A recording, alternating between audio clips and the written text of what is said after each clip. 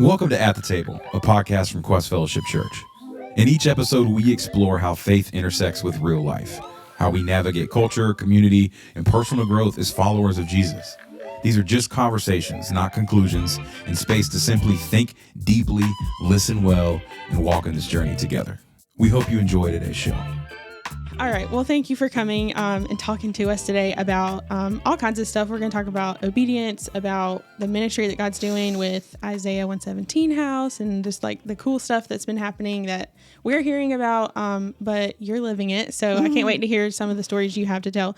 But before we fully jump in, will you just tell us about yourself? Tell us about your family, some things you enjoy doing, favorite snacks, if you want to tell us something about that. I'm a snack girl. So just tell us a little bit about yourself. Sure. Well, I'm Nikki too, and we have been coming to Quest as a family since, I believe, fall of 22. Ben and I have, 6 kids total. Okay. I have 2 biological kids. He has 1, and then we adopted Sarah from foster care when she was 3, and she is now 9. I can't believe that. I know.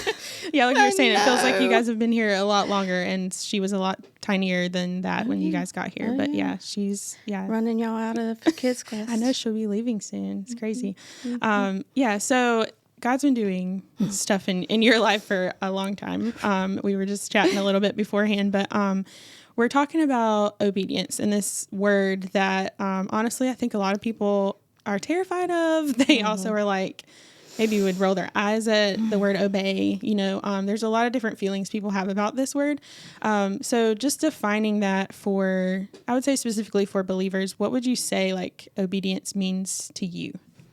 Well, I think for a long time I saw obedience as, just doing what God says because I thought that's what you had to do. Like I'm a big rule follower. Yeah. Just like when you grew up, you did follow the rules your parents said because you wanted to obey them. And I feel like that goes, along with God. You're just like, okay, God, even though I don't want to do this, I'm going to do it because I'm a rule follower. Yeah, because you want to, and I think it comes to with, you talk about, you want to, I don't think you said this word, but we want to please God. We want to do what he wants of us, right? And so I think it starts with that understanding of who God is to you. Right. And I was thinking about this. I was reading the Sermon on the Mount. I keep talking about it, but just that idea that knowing our place. I know that sounds odd, but knowing our place in the kingdom of God, right? Knowing what we've been given and what we deserved. How could you not be obedient, right? Like how could you not want to do the things that God wants you to do? But that's because we're human beings. And we're going to talk about probably some of those things in your process, the reasons why we aren't obedient and why we do turn away from the things he's calling us to. But yeah, I would say obedience is hearing what God is saying to you. And we talk about this in kids, not just hearing it and not just knowing it, but doing it. Right. That's where the hard part comes in, is when you know it, but now you have to actually do something about it. Yeah. So talking about your story, let's go way back. Okay. Let's go way back before we get to now. So tell me about your relationship with like the foster and adoption world and how kind of God started, I would say, pricking your heart for that ministry. Well, that goes back probably when, we started. Well, first off, Ben and I tried to have a child together, and we both have biological children, and we just wanted to, have one together, and it just never happened. So we even went through fertility. It got too expensive, and I've always had fostering in the back of my mind, like I wanted to do it. It's funny how God does that. Right, and I just knew at the time I wanted to do it. It just wasn't the time. Like I just couldn't do it with family and stuff going on then. But when this happened with Ben and I, we talked about it, and he was like, sure. I've thought about it before, and just kind of, it was just a thought. Right. But he's like, let's check it out. So we started doing the classes, and, when you're in the classes, you're like, okay, do I really want to do this? Because you see all the things that those kids come with, the trauma, the behaviors. Yeah. And some come like with like sicknesses, like some Yeah. you get straight from the hospital Wow, that yeah, were born, medical things they medical need, yeah. issues. And I'm like, can we do all this working full time? I was doubting myself Yeah. when God was saying, I got you. Yeah. Just trust me. Yep. And so one thing led to another. We started fostering in 2015, I believe. Okay. Yeah. And we fostered until we adopted Sarah. She was officially adopted in 21, Okay. right after COVID. Yeah. But up until Sarah, we fostered. She was our 7th. Oh, wow. Okay. Yeah, and we Okay. had one little boy for 2.5 years. Broke our heart when he left I was gonna because say, yeah. he was medically fragile and his legs were like up to his chest, bent like his bones. Okay. And they told us he would never walk. Well, I did so many medical appointments with that child that he left us running. Oh my gosh, that's Like crazy. he was running. Oh. And I was like, Yeah. okay, look at God. These physicians don't know. Yeah. Yep. They can just say that he's never going to walk, but he left us that day running. So Yeah. that's always been a blessing thinking about him. Yeah, and like I'm again thinking about obedience. Like obviously, when you go into foster, a lot of times your heart, you're just attached to them, and you're like, yeah. how could I not live with this kid forever? You know. And so part of that obedience though is not knowing what the end looks like, right? Like not knowing. Will he be in my family, or will I, have to say goodbye to this kid one day?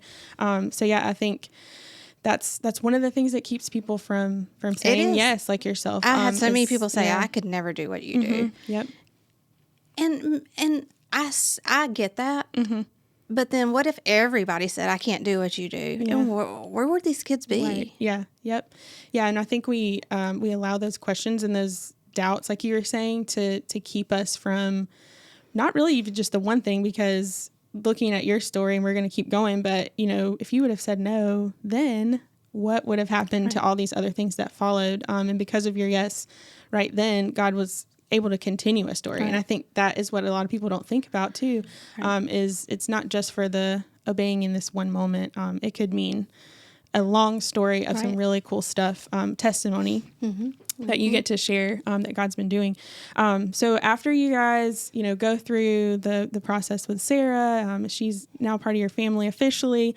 What was kind of actually, let's talk a little bit about that transition, I would say, for her and for you guys. Like, what does that look like, to go from actually just from fostering a kid and then officially being adopted? How does that all look? Well, I mean, we knew in our heart that if one came to us that was ready to be adopted, that's what we wanted to do, because we didn't want her, we spent so much time with her, invested in her. She, blossomed and, was a totally different child. And we didn't want to say, okay, well, we're done with you. We can't adopt you. No, that's not what we intended to do. We wanted to make a family with whoever God placed in our home, if that was possible. The goal's always reunification. Okay, yeah. But there's cases like Sarah that she came to us and her parents' rights were already terminated. So we knew from day one she was adoptable. It just was a little process to get to that point. Yeah. And then, with Sarah, she came to us fully deaf. And nobody did anything about her ears or even tried, and so we took her to a specialist, and we didn't realize when somebody's deaf, there's 2 types of deafness. Okay. So I don't know this. So you can qualify to get cochlear implants, or you don't qualify. You just have to remain deaf. Oh, wow. Okay. And thank God she qualified and got her really. cochlear implants, and now she's a totally different child. Yeah, But that's crazy. we invested in her to see if she would ever be able to hear. Wow. Cool. And so now we're... Yeah. So you've adopted Sarah, and then I'm going to jump ahead to when you guys came to Quest. Yeah. Because this is where I actually know part of the story. I was with you for some of this.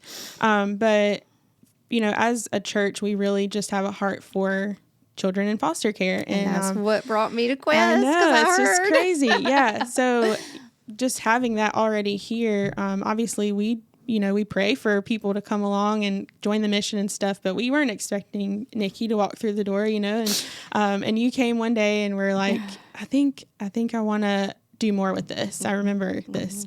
And it was at like just a time where God knew we needed it. God knew that we were ready to start expanding some of this stuff, and we needed to multiply our efforts, right? And you answered that call. So what was that like for you? Was that like God was like, all right, Nikki, now's the time, and you were like, I don't know, God? Or was that like a moment you just felt like, I got to do this? Well, when we first got here, we had gone to church previously with Justin and Clarissa.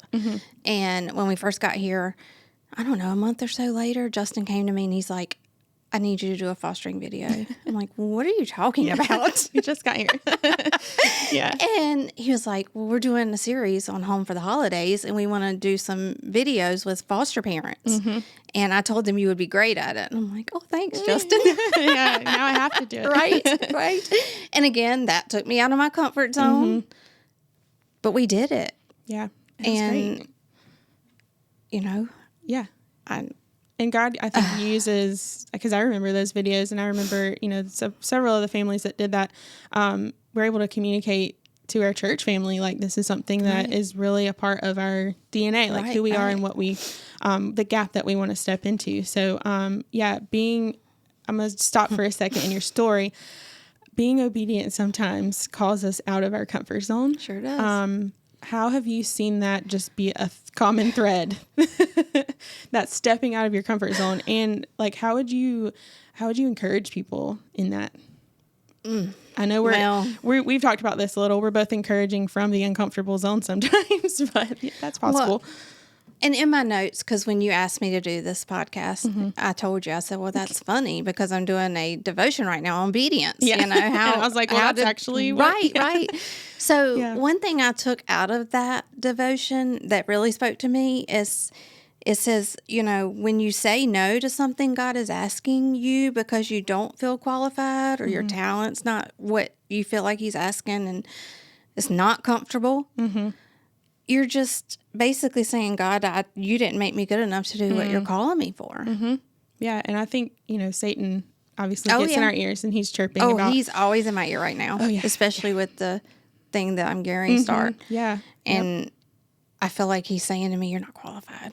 Yeah. Why are you doing this? And then sometimes I'm like, I got to stop listening to this noise in my ear. Yeah, because I do think sometimes, like, the things that get us the most, like whether it's the way we look or the way we talk or our lack of qualification, whatever it is, like Satan knows that thing that's going to get us to stop going towards what God's calling us to. And so, that little voice is really hard to fight against. And, you know, I would say I've had to go through seasons where I'll pick a Bible verse where I'm like, I just got to repeat this to myself because I literally, you know, have to fight against Satan with the word of God. Oh, yeah. I've picked Philippians 4:13. I can do all things through Christ that strengthens me because right now I need it, you know, because I have that voice saying, you know, why are you doing this? Yeah, you're not qualified. You can't. Yep.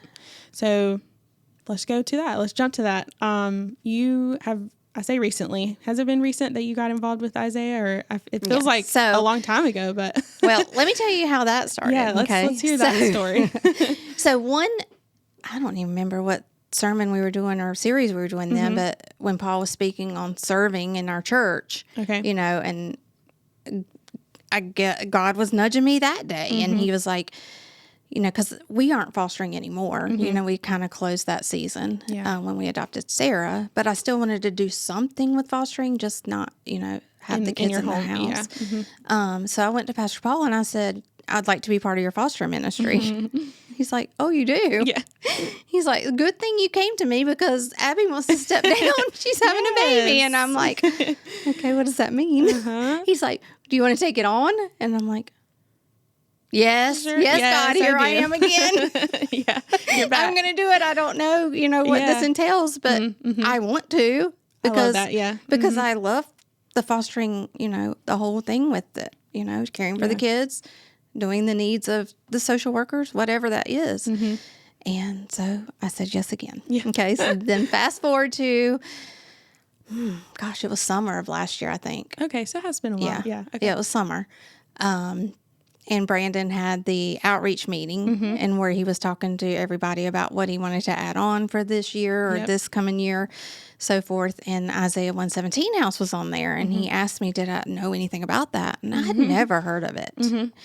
So, we didn't even really talk about it for several weeks, and all of a sudden I get this text from Brandon. It was on a Saturday, I think. And what he wanted me to go to was that Monday. Okay. He said, so the location leader, Randa, she is speaking at the Smithfield Kiwanis Club on this day. And he didn't give me much notice. He told me he forgot.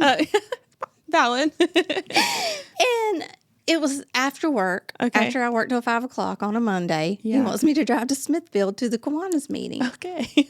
To hear about the Isaiah 117 That house. you don't have any idea No. what it, okay, No, yeah. but he wanted me to get the information so I could bring it back to him so we Okay. could start supporting See it as a what- church. Right? Okay, yeah. So in my mind, I'm sitting at work that whole day thinking, I really want to go home. I really don't want to go. Because after work, you just want to go home. And it's like it's dark early Right. now. Yeah. Right. And I live in Garner, and he wanted me to drive Oh, to yeah. Smithfield. Smithfield. Yeah. Yep. Not convenient to say. Right, Yeah. right. But again, I had that nudge, God, Yep. saying, I want you to go. Get in your car, Nikki. Yes, go. Yep. So instead of going home, I went. I'm so thankful I did. Yeah. I'm so glad Brandon told me about that Yeah, because the story was told about it. We watched the video from the founder that founded it in Tennessee. And it just broke my heart. Like I cried all the way home in my mind saying, Lord, why does Wake County not have this? Like Johnston County is going to be the first house in North Carolina that has this. Why has this not been a thing before? Right. And so I think I even emailed Brandon on the way home, driving and crying and emailing, saying, oh my gosh, this is the best thing ever. Oh, wow. I think God is calling me to, do more than just help the So that church night, with this. yeah, That night, I felt it. Yeah. Wow. Yeah. I felt it. And so I made contact with Randa and got her number because, I wanted the contact for our church. And I texted her a couple of days later and I said, can you meet me for lunch? And she said, sure. And we met in Garner for lunch a couple of days later. Okay.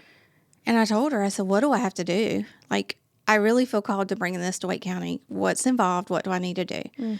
So she's like, well, she said, it was funny. She said, Wake County really wants this already. Okay. We have a team. They're called RDU FAMS. It's like a group that has all these nonprofits for fostering ministries, different types of stuff they do. They work together. Okay.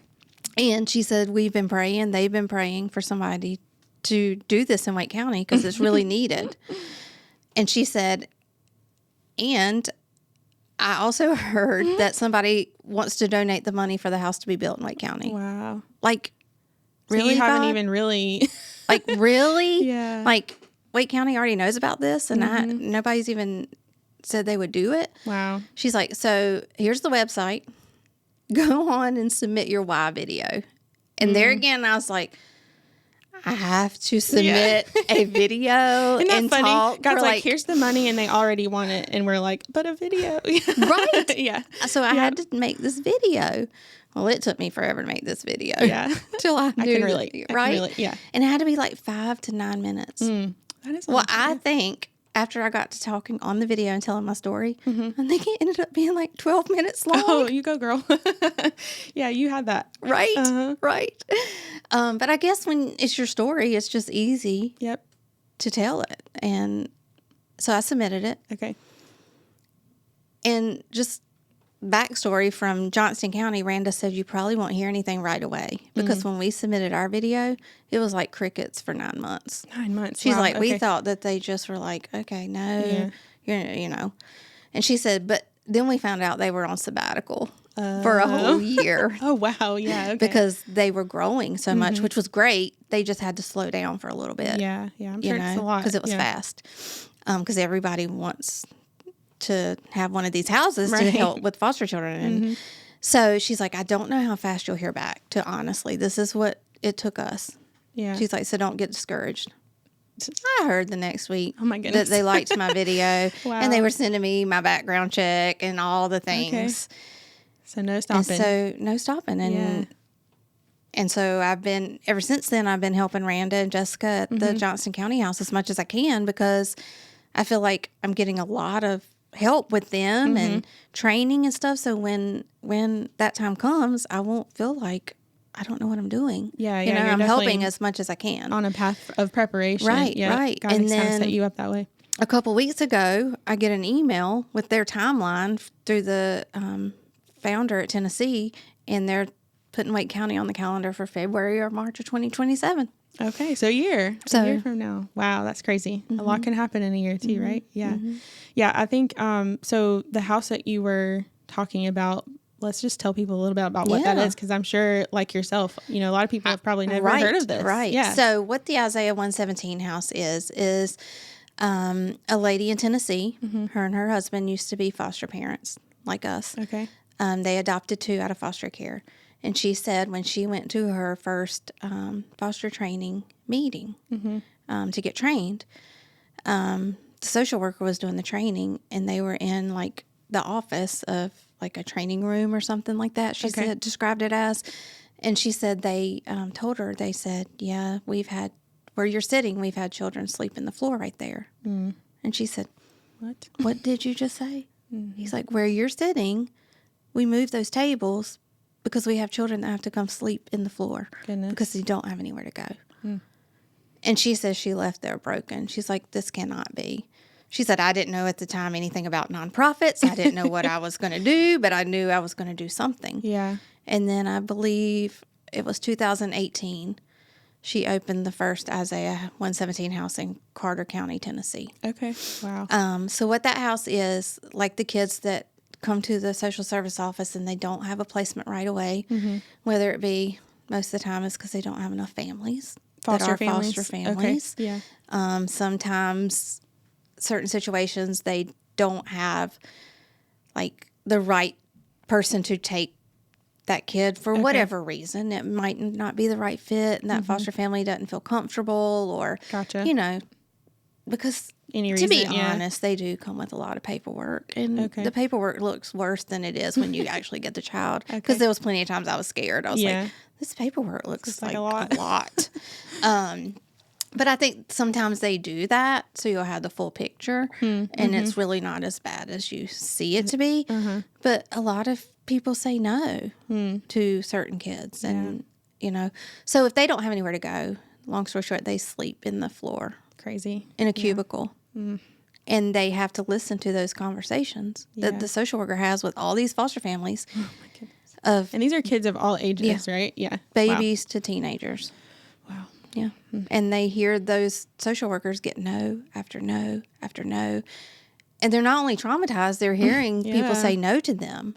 Yeah.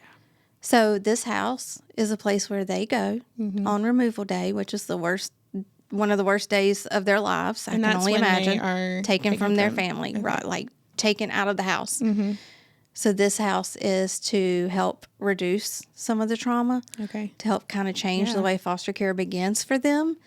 So they come to the house. They can stay anywhere from 2 hours to 72 hours, like up to 7 days. Wow. Now, if they don't have a placement in 7 days, they don't get kicked out. Right? Yeah. It's just that there's some conversations that have to be had, like, why is this child not getting placed? Right, right. But when they come to the house, they're met with certified volunteers. The social worker is there all the time. They take turns. So the social worker never leaves while a child is in the house. And then the volunteers are kind of like your aunt and uncle would, just kind of play with you, feed you, spoil you, just sit with you if they don't want to talk. Because a lot of times they don't want to talk. Yeah, I can't imagine. Yeah, right? Yeah. They can come get a bath. They, you know, some kids come with nothing. Right. So when they're gearing to be placed, they can go upstairs and go shopping in our giving room. Oh, cool. And pack a full bag of whatever they want. Like there's no boundaries. Like everything they can take we were told in training that if they wanted the Keurig in the kitchen because they never had a Keurig, we can give them a Keurig and we'll just go get another Keurig. I love it. Yeah. Like, yeah, I mean they've gone through a lot. Yeah. like we're spoiling them basically, like a grandma and grandpa or something, you know. That's and fun. they're just trying to make it less trauma than they. Well, it's like a gap. I see things like that. Like there's a gap between these kids being taken out of their homes and then put in a safe home. Right. And so sounds like that's what Isaiah is doing is being a gap filler. Right. And not only really filling a gap, but like over and abundantly filling the gap. Right. So tell us about your specific, you've been talking about a Wake County house. So what is it that God is like really placed on your heart to do, like you said, more than just volunteering and more than just serving here and there? What is the next thing for you? So, like I said, I submitted my video.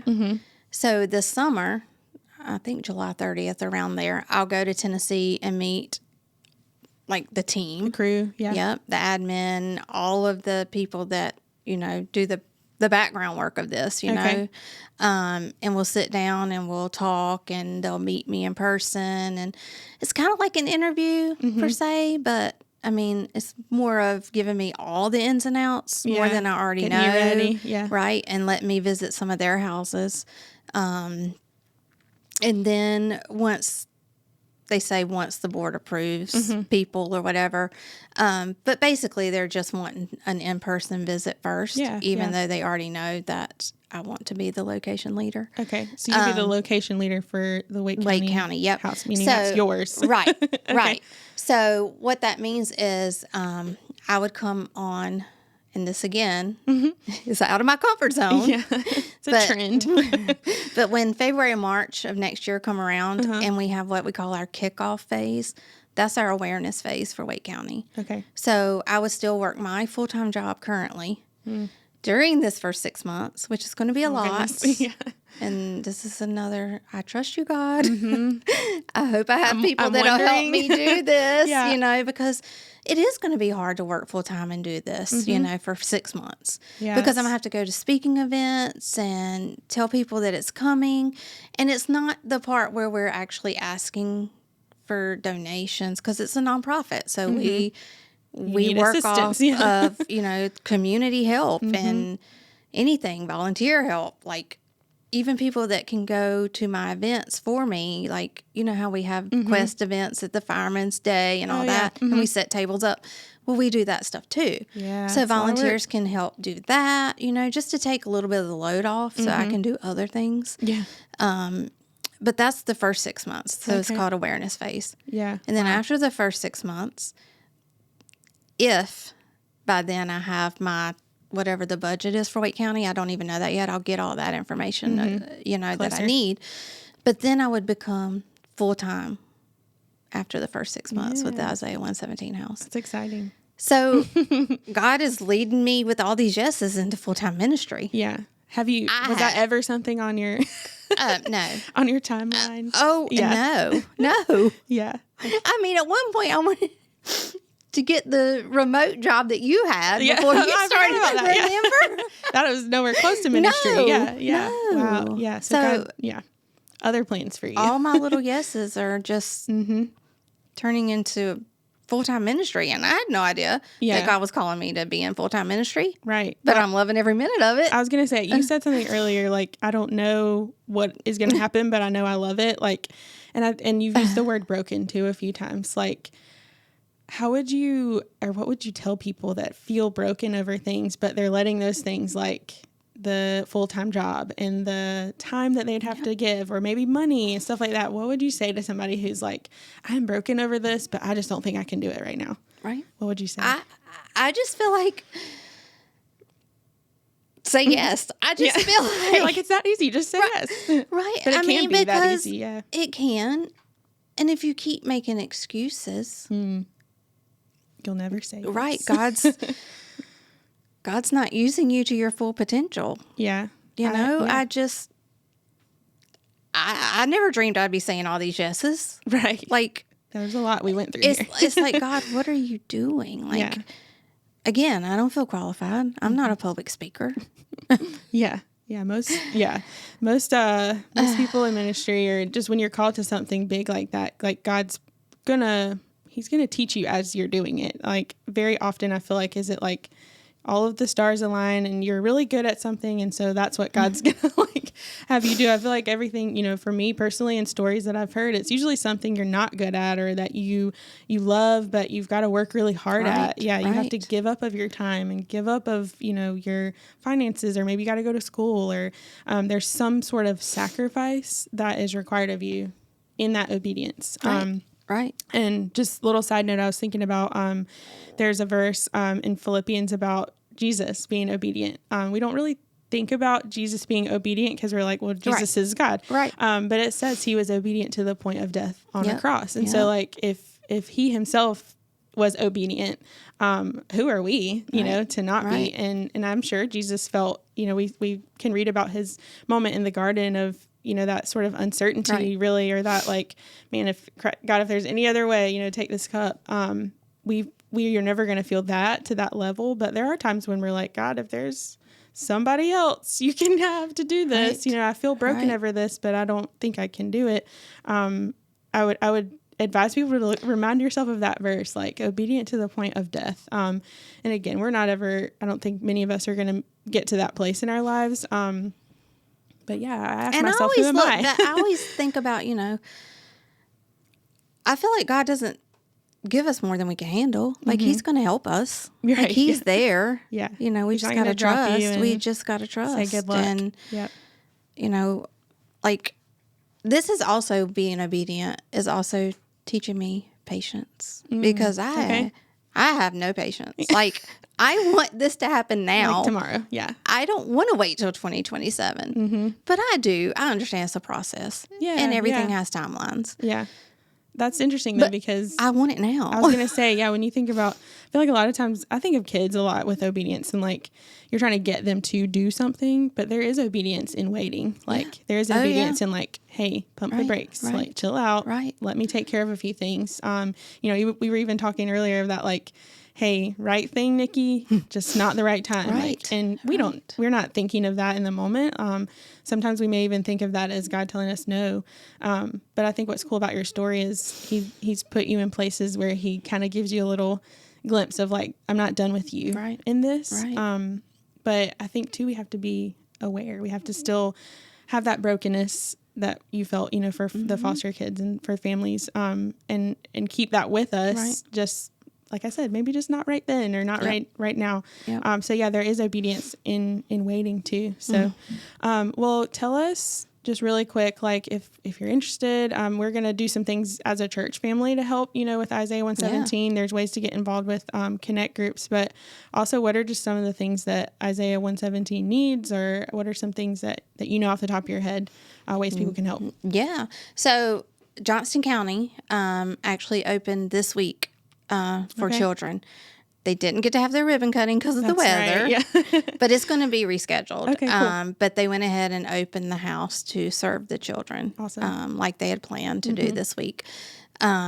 So right now, the biggest need are like food. Like people can make casserole dishes and they can freeze them and use them, you know, because... And I learned, too, every time a new kid comes in the house, we bake cookies. They want the house to smell like fresh baked cookies for those kids. That is very comforting. Every kid that comes in that house, the new placement. So cool. So we have frozen cookie dough in the freezer. People can make cookie dough balls, you know, anything like. You're really just trying to love on these kids in any way anything. That you can. I mean, we only do take brand new stuff. Okay. Donation-wise, because some of the kids come with nothing. Right. Or some come with stuff that don't even fit them anymore. Or, you know, I've heard of people come with, which is terrible, but bugs in their bags. Oh, my gracious. You know, so and they had to leave the bags on the porch. Oh, no. Because they were so dirty.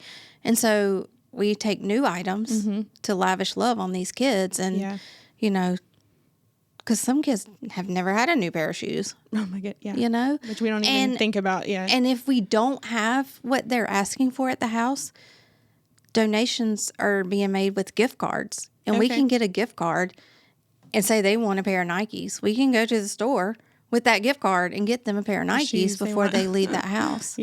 And gift cards are a good donation. Like, we keep fast food restaurants on hand. Like, if they want a certain meal that we don't have and they like a certain restaurant, we have what we call runner volunteers. Oh, wow. So if somebody lives close to the house and wants to just be a runner, we can call them and say, can you come pick up this gift card? We have a kid that wants Taco Bell. Oh, my God. Like DoorDash. Like, yeah. But without the crazy Right. fees. Yeah. Right. That's so cool. Yeah. So that's a there's lot of so things that many go into things that. that they can get involved with. Wow. There's a thing called a sock buddy. And what that is you can donate a monthly amount to the Isaiah 17 house in Johnston County, and it goes directly towards their budget, your yearly budget. You can do as little as $5 a month. Okay. But then, to be a sock buddy, you get these cool pair of Isaiah House socks that nobody gets unless you're a sock buddy. Okay. Yeah, so that's just kind of a little thank you Yeah. to be in that. But That's fun. there's Those just are small yeses, like you're talking about. right, Yeah. right. And yeah, like people who are maybe not even sure what, God's calling them to, or like, they maybe have never felt broken over something like that, I think taking those small little yeses and like you said, putting yourself, like you didn't really feel like going to that dinner, but you did, and so just putting yourself in the place for God to say, hey, now's the time. This is what I have for you.